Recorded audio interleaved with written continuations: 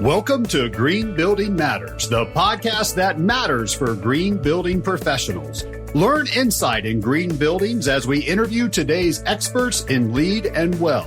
We'll learn from their career paths, war stories, and all things green, because green building matters. And now our host, and yes, he has every LEED and WELL credential. Here's Charlie Cicchetti.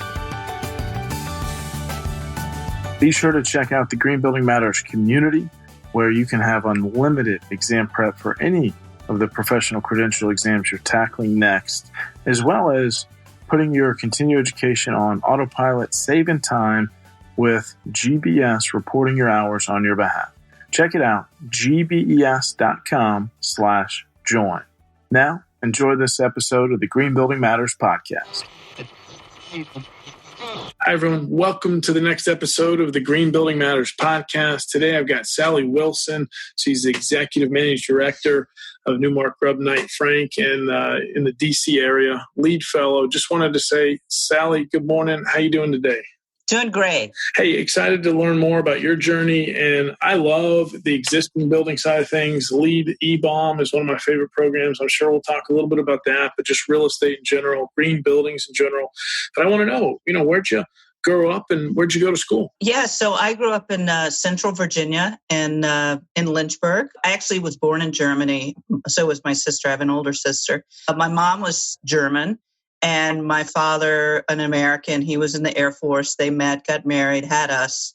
And but he was from Lynchburg. So we moved back. So I grew up there, fairly conservative city, as you can imagine. I went to Virginia Tech. I started in interior design. I did an undergraduate in that. And then I actually did my master's in architecture at Virginia Tech as well. I guess in my third year of interior design, I decided I wasn't into sort of the whole picking colors and doing all of that. I was more into kind of the building side of it. So I looked into changing into architecture, but at the time they had a 3-year program that would have ended up meaning I got a master's in the same amount of time as I got an undergraduate. So, so that's where I started. And then I actually met my now husband. This is 1980.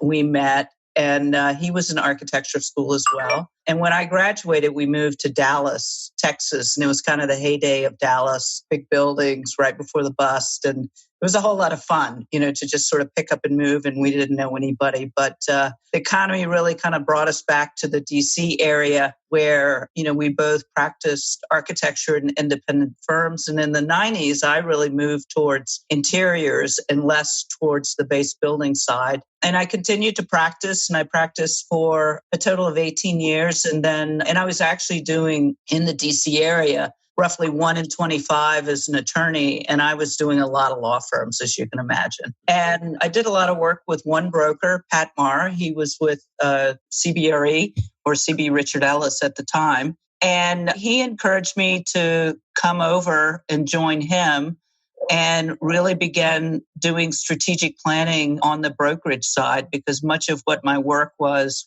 on the architecture side had moved into being kind of a principal in charge, where I was basically, kind of managing the client, developing business, kind of ensuring that, team was delivering. And so I was really kind of less out of the design part and more in the management and strategy part. So I actually moved over to CB in 2003. And that was when things really changed for me, especially in the green world. So that's kind of a background leading up to it. That's a great background and just that design experience. And, when you were doing some on the interior side, was there some sustainability happening? It might have been pre-LEED if the first LEED projects came out in the year 2000. So was it energy focused or just what was that design like there through? What's really interesting and, kind of as a continuation of the story was, so my husband is Ken Wilson. He's actually a LEED fellow as well. We're sort of the only LEED fellow couple out there. That's awesome. Which is kind of interesting. Yeah. So he started his own firm in 1999, and his first client was Greenpeace. And actually in school, he had always kind of been into, he had done solar energy projects and things like that, and passive house. And So he was much more into that side of it. I wasn't as much, but, I sort of saw it from him. And so the answer is for me is no, but, I could see it happening with Ken.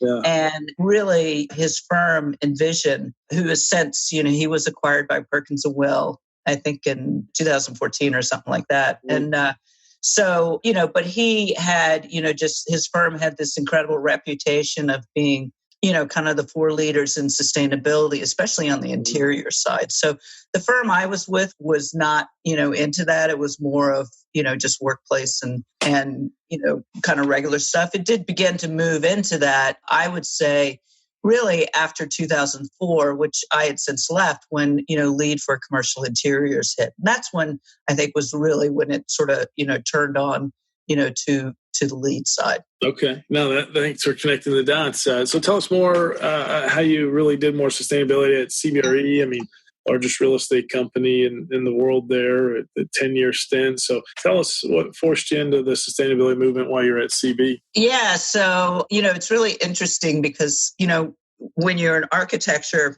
and, you have very, sort of a program of what you're doing, what your role is. And when you go into brokerage, it's kind of like, and my partner, Pat at the time was like, well, just come and we'll figure it out because we know we'll do great things together. And, that was not enough definition for me, really. And, I guess the good thing is, the brokerage industry is very numbers driven.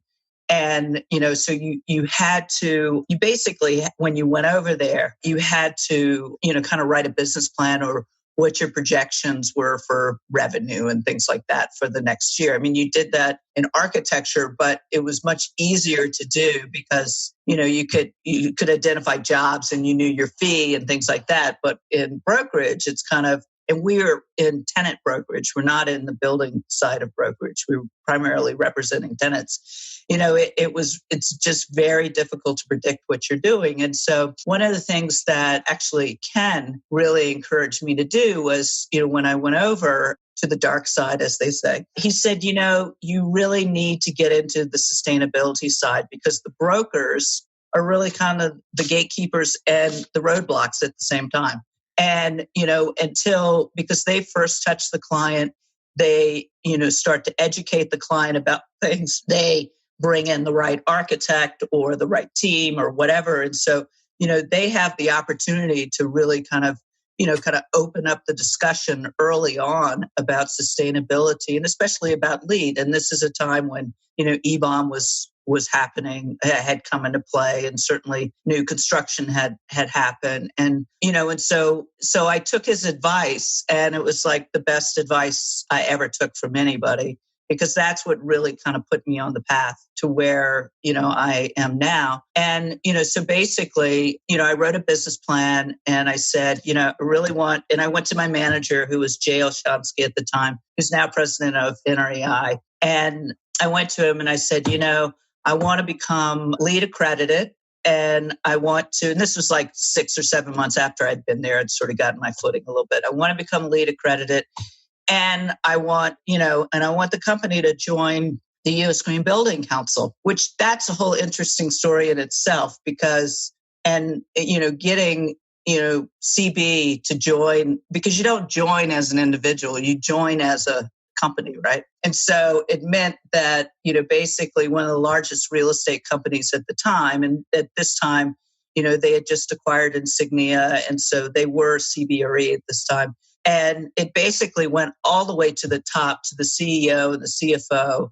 And I had to basically write a business case for them as to why they should do it, because they were concerned they were going to get picketed and on their buildings by, green groups and things like that. They didn't really understand what it was at all. And so, I think that having accomplished that, and so we got them to do that. So in my mind, that was a huge accomplishment because it's what really kind of set CBRE, off on this, journey that they've been on towards carbon neutrality, towards, being, especially on the EBOM side, incredibly green side. And, so that was a huge accomplishment to do that. So I did that. And then actually kind of shortly thereafter, our team, we had an interview for the Toyota government affairs office. And it was right at the time, the Prius came out. And so, and they're starting to do the hybrid vehicles and whatever. And when we went in there, we did a big conversation about, or presentation about, negotiating a green lease and, getting the building to support LEED efforts and sustainability. And, no other brokers went in talking about that, as you can imagine. As a matter of fact, other brokers go in there and they're like, oh, the architects do that. And, but our approach was really it's more of an integrated approach. It has to be an approach from the lease side where the lease protects you throughout the life of your lease, to ensure that the landlord, delivers, performance items, whether it's on energy side, on, air quality, filtration, green cleaning, the right to submeter your power, to buy green power credits, all sorts of things. So we did that first green lease back in 2004. So wow, that's 16 years ago. So, that's kind of the beginning of the journey and how I made that transition. Anyway, I'll let you ask some questions. Yeah, no, it's a great story on just the real estate side of things. A lot of times on the podcast we'll have, architects and contractors, and it's really nice to see the real estate and not just the landlord, but tenant and your brokerage experience too. So yeah, just looking back, who else maybe had some influence? Who else would you call a mentor? I mean, I really kind of, I would say that, Rick Fedrizzi, certainly, at the U.S. Green Building Council, Peter Templeton, Chris Smith, because I guess in 2006, I joined the Cornshell LEED steering committee. And so I really got to know all of,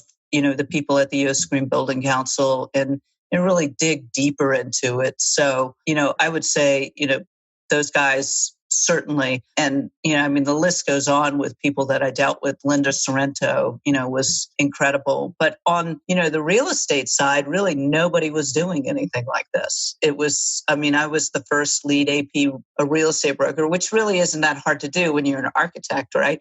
But, I committed to doing, and I really drove my practice around it. So, from that perspective, but on the other side of just, kind of business and women leaders, there are a, number of them that I have, in different directions. I was actually on the board of Crude Network for 2 years. Yeah. And so, and that was from 2000 to 2002, which was actually before I went into, real estate. But the women on that board, and I'm still very close friends with a number of them. We have an annual dinner together at the Crew Convention.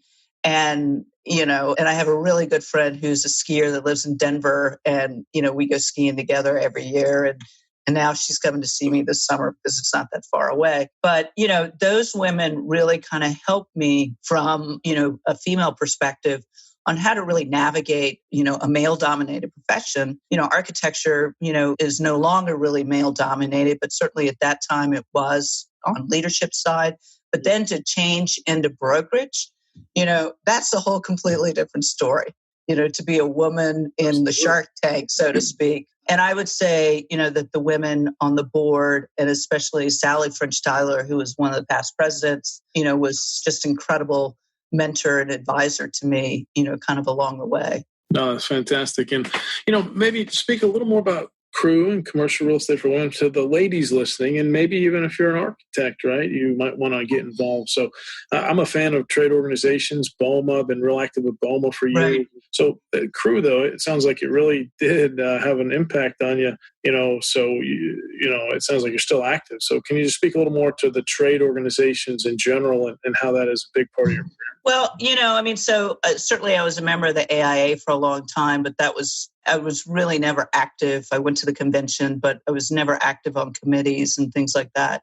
Crew was something that I joined early on in my career in 1990. And in Washington, D.C., it was one of the first chapters. And so, it was very sophisticated, very organized, and you had really great leaders, especially senior women, like, for instance, Linda Rabbit. She owns her own construction company, Rand Construction.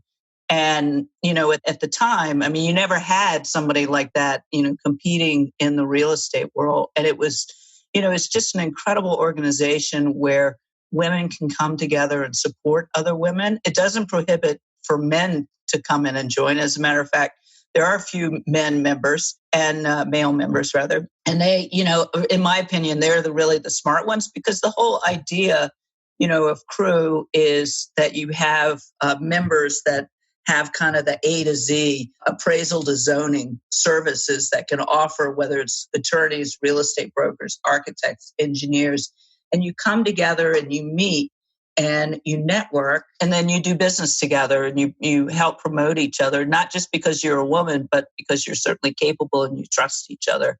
So I would say that of all the organizations I've been a member of professionally, that is absolutely the best organization for women. And when I went onto the board, one of the things that we did was we went around to different chapters and we helped young chapters start and organize and learn how to do it. And actually, so I live part-time in Park City, Utah, and there's a chapter in Salt Lake City. And so I go down there and, I meet women down there, and I know a number of the women there. Actually, one of the past presidents came from the Salt Lake chapter. She works at Cushman & Wakefield. And, it's just this, it's where you put down sort of the competitiveness, but you look to support each other. And so I just can't say enough great things about the organization. That's great. Rising tide and sharing best practices.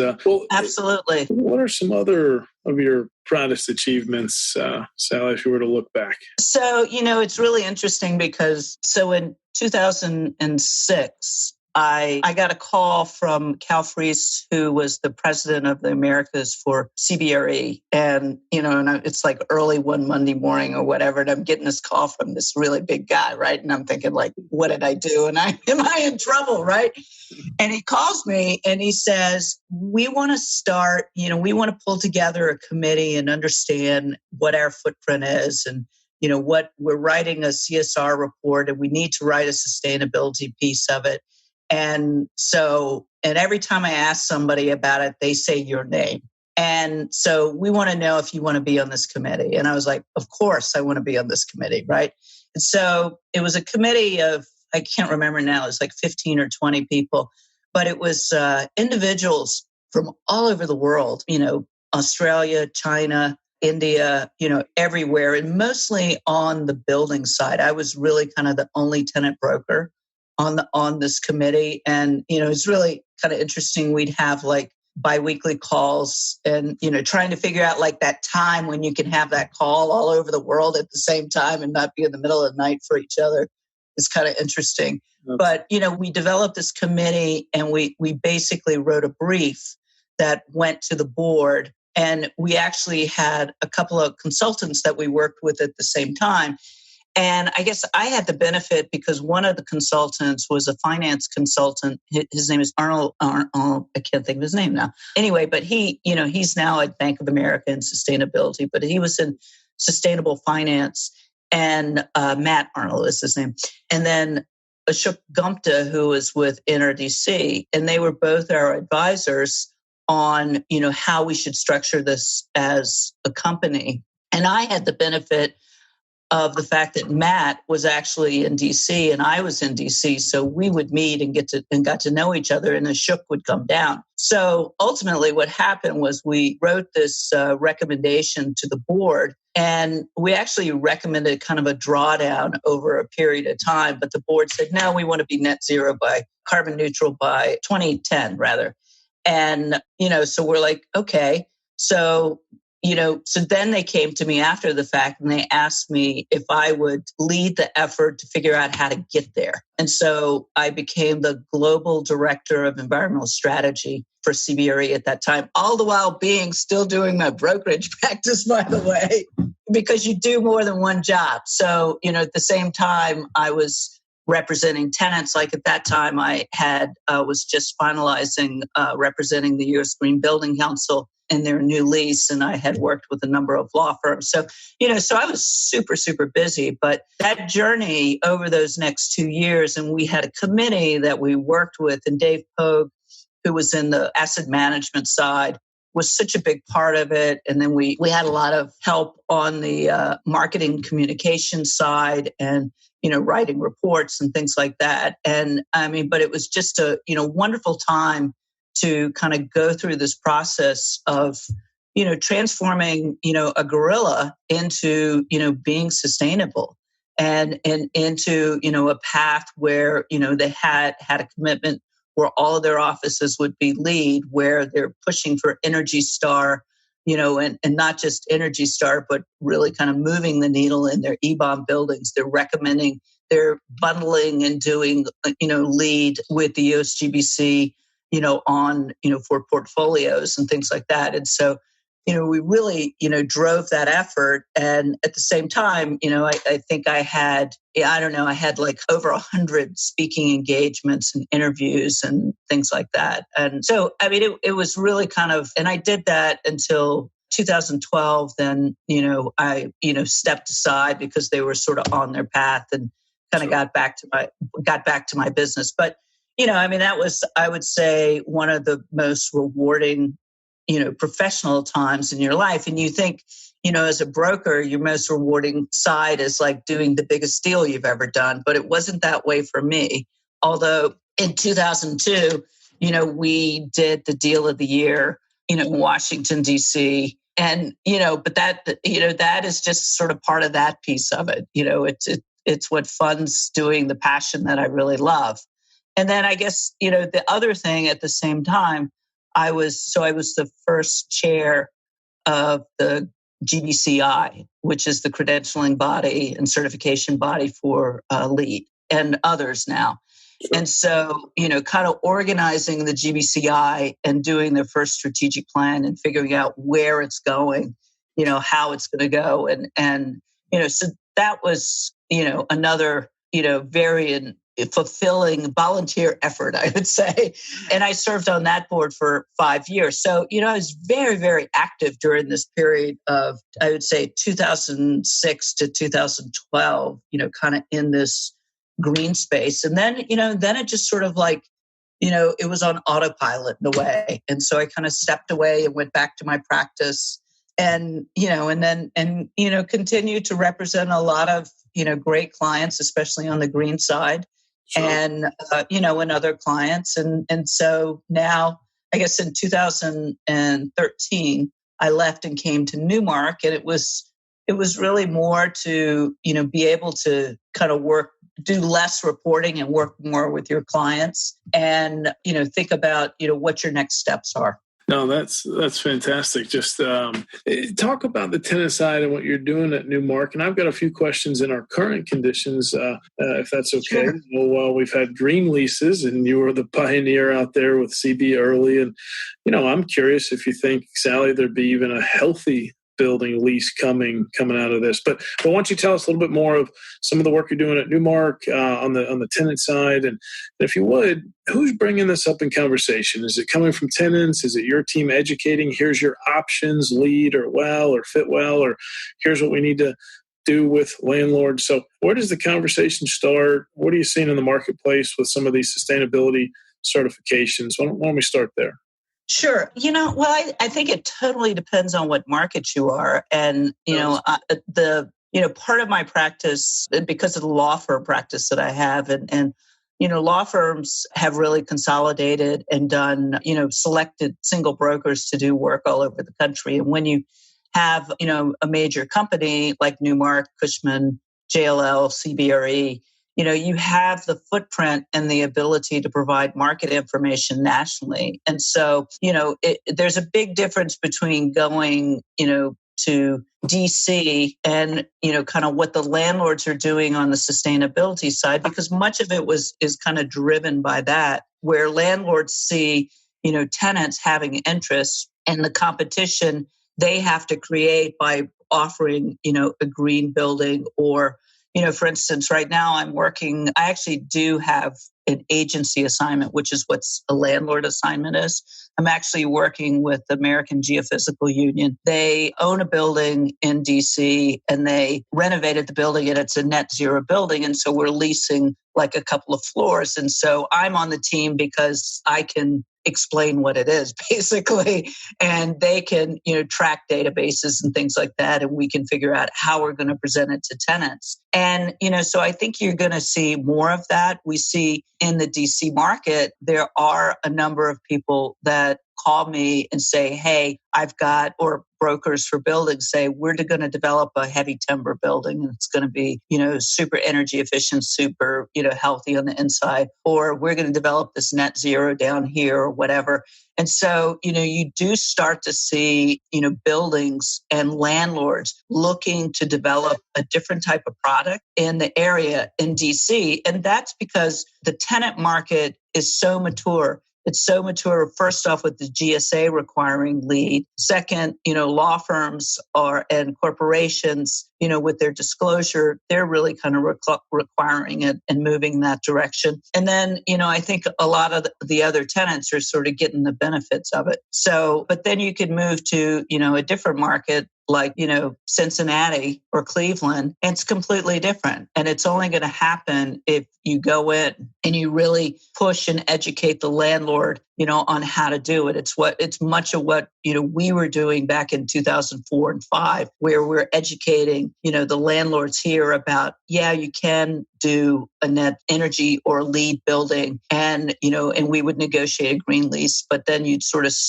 drive the market to transform. That's, the timber frame, the net zero, just to hear it in the market where you're based, but then just these other, it's a different conversation. Other markets might not be driven by the plaques and the official certifications. We just need the best practices and some consistency. So I appreciate you going. Right. So one of my favorite questions to ask a person like you, a green building guru, is what's around the corner, Sally? What should we be reading up on now? Well, I think, short term, everybody's concerned about getting back to work, but I think and how you're going to operate in the workspace and how you're going to social distance in the workspace. And instead of, people taking less space because they're consolidating and becoming more efficient and more dense, people are going to start thinking about maybe I need to have more space. But maybe that's a temporary problem.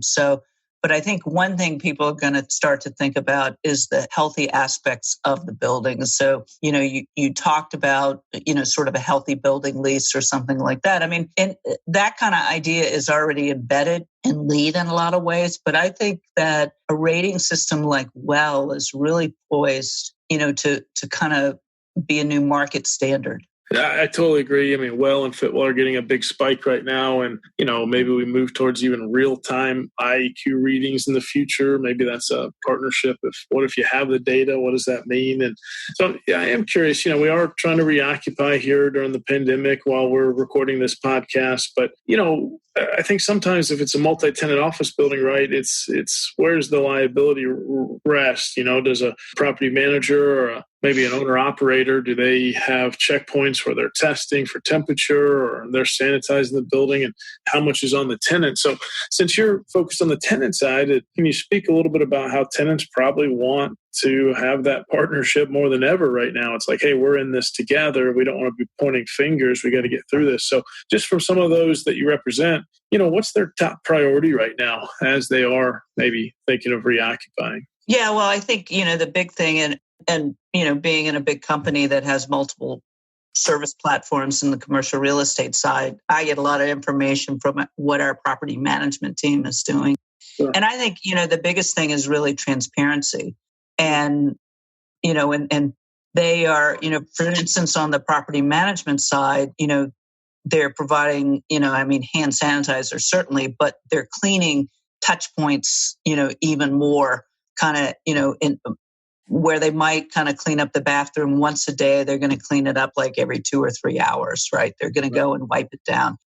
The same with elevator cabs, buttons and things like that. They're basically just constantly, wiping down things. And so I think there's this surety on, the building side that, they're continuing to clean. One thing that, we are seeing is that, gyms are closed. And like a lot of buildings as an amenity space, they provide, gyms and conference centers and things like that. And so, it ultimately, is going to increase, kind of cleaning costs. So, depending on what kind of lease you have, you certainly want that service, but, you don't want to have to be paying an extra $2 a foot for cleaning, if it's unnecessary. So I think it's sort of a shared responsibility, but the owner and the landlord, they have to be transparent about, they have to do something. They have to be transparent about what they're doing. That's a good point. Thank you.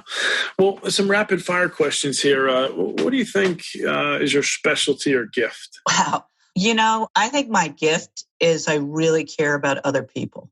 And I think, now I'm at a point in my career, I'm over 60, I'm thinking about winding down and, I'm not developing new business. And I only want to work with past clients that I really care about and I really care about their mission and what they're doing. And I just really, it's not about the money. It's about just helping them because that's something I can do. And so I'm really kind of at this point transitioning more to, volunteering on different things. Like in DC, I'm on the board for NP Community Solar, which, we basically have, we installed a 185 megawatt array on our phase one. Phase two was a kilowatt array, not megawatt. Phase two was a megawatt array where basically we've gone into landlords in DC. And the beauty of DC is that all the buildings are the same height. So, you got all these flat roofs the same height, right? So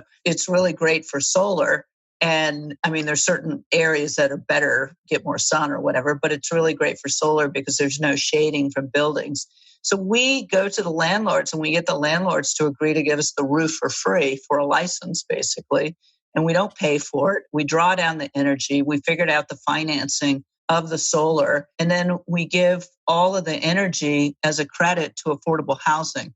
So, giving back kind of thing is something I really care about. And then in Utah, I'm actually part of the Utah Clean Energy, which is, I'm on their advisory board. And Utah is conservative a state as it is. It is one of the most aggressive states in renewable energy. Rocky Mountain Power has committed to be 60% renewable solar and wind by 2030. And, kind of pushing that. And what I'm working on with the Alliance is really educating them on building efficiency and, trying to, kind of drive that low-hanging fruit, curve down. Yeah. So, that's what I would say my gift is I just care. I care so much about the environment, the earth, other people, human condition, so that's my gift. You got me excited about that. That's great. It sounds like you're in that kind of transition from success to significance phase, and that's got to be a lot of fun right now. So that's exactly. It's wonderful. Yeah. Do you have any good habits or rituals that help you stay productive? Well, I get up in the morning. I typically, I exercise every day. We get out every day. We go for a hike. We had a dog. We lost our dog in December. She was 15 and a half, and she was wonderful. And we would get out and, just super active with her all the time. And actually, she was a therapy dog. And, part of the balance of the stress and working in, that kind of Shark Tank environment and the brokerage and having like a normal life where you fulfill your passion. Bonnie, the dog, and I, she was a therapy dog, and we would go to libraries and meet with kids and schools and nursing homes and just kind of, get out and give back. So that was a wonderful thing. So we're getting a new puppy in 3 weeks. So we're kind of getting ready for that right now. And so we'll see what that brings. But I think, a lot of it just has to do with, getting out. And, if you find yourself in a stressful environment, step back and fulfill yourself, with your passion, what you care about.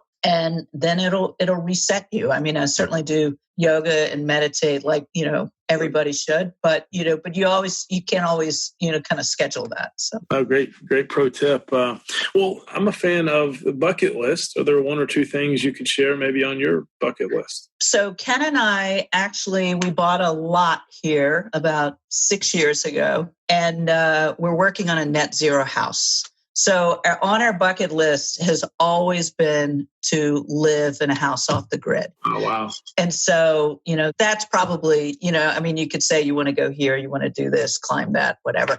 But the real bucket list is to get that off the grid house built, which is incredibly difficult. Sure. It is just really a struggle. 2 architects in the house too, so. Yeah, I know. It's easier to agree on the dog name, which is hard enough. No, that's great. Thank you for sharing. Just a couple more here. Books. I'm not sure if you like to listen to books on Audible or pick up a book in your hands, but is there a book you would recommend? Well, certainly I've been reading a lot of puppy training books right now. But, a couple of books I've recently read, which I think are, good for for this community. Drawdown by Paul Hawkins, incredible book. Just eye-opening to see if you know anything about it. It's about, different top 100 ways, right? Right, top 100 ways. And number one way is like managing refrigerants. It's like, who would have thought, Or, and so that is, I look at that a lot and study that a lot. And so great book. But on the, sort of the fiction side, difficult book to read, but, and one that I have to go back and read again, but certainly an environmental story is Overstory. I don't know if you've heard of that book by Richard Power. So it was a Pulitzer Prize winner. He's a British author, but it's a long book, but it's really about trees and what trees do for you and activists who really kind of support the trees and the network of the trees. And so it's a really hard book to explain, but it's like reading 600 pages of poetry. Wow, that's a good analogy. We'll put a link to the books in the podcast notes, and everybody's got to check that out. That sounds like a lot of fun. As we come to a close, I get just two more questions. One is just outstanding career here. Is there anything you wish you'd have known a little earlier in your career? Well, I think kind of the way I talk about how you balance that stress with your passion. And to know that I'm a very competitive person. I did competitive sports, growing up as a child. I actually played D1 volleyball for Virginia Tech for 2 years. And I was a libero because I'm kind of a short girl. So, but, super competitive, have always been very much a tomboy in that. And so I think, and especially now, it's kind of a good time to sort of sit back and think about it where, it's okay to not do anything. It's okay to just sit and think and kind of reset yourself to, kind of always be goal driven and, but to find your balance, to, find your passion that resets you to, allow you to do what you need to do to be successful, to everybody else, but not necessarily yourself. That's great advice. Well, let's say there's someone listening right now that's just jumping in to the green building movement. Do you have any words of encouragement for them? Well, we have 2 sons. And, one is in construction and the other one is real estate. And, we're both encouraging them to get their green associates, especially at this time where, one of them has been laid off and he doesn't really have a whole lot to do. Now's the time to do that, to learn about that and because they care about it. And, so take your time to, kind of find your way into it. And then, once you kind of enter the landscape, you'll figure out your path that way. So that would be my first recommendation is to really kind of focus on the GA. Yeah, that's great. Thank you. Wow, this has been a lot of fun. Great peek into commercial real estate, your journey with that background and design and on the interior side. And Sally, I just want to say thank you for sharing your stories, your journey on the podcast today. It's been great. Thank you. Yeah, it's great. You're so welcome. Bye now. I just want to say thank you to our loyal listeners. We actually are celebrating over 1 year here on the Green Building Matters podcast. Me and the entire team were stoked and just so glad you continue to listen every Wednesday morning to a new interview with a green building professional here in this industry, or just some pro tips that we want to make sure that you are getting straight from us, straight to you. Thank you for listening to this episode of the Green Building Matters podcast. At gbes.com, our mission is to advance the green building movement through best-in-class education and encouragement. Remember, you can go to gbes.com/podcast for any notes and links that we mentioned in today's episode. And you can actually see the other episodes that have already been recorded with our amazing guests. Please tell your friends about this podcast. Tell your colleagues. And if you really enjoyed it, leave a positive review on iTunes. Thank you so much, and we'll see you on next week's episode.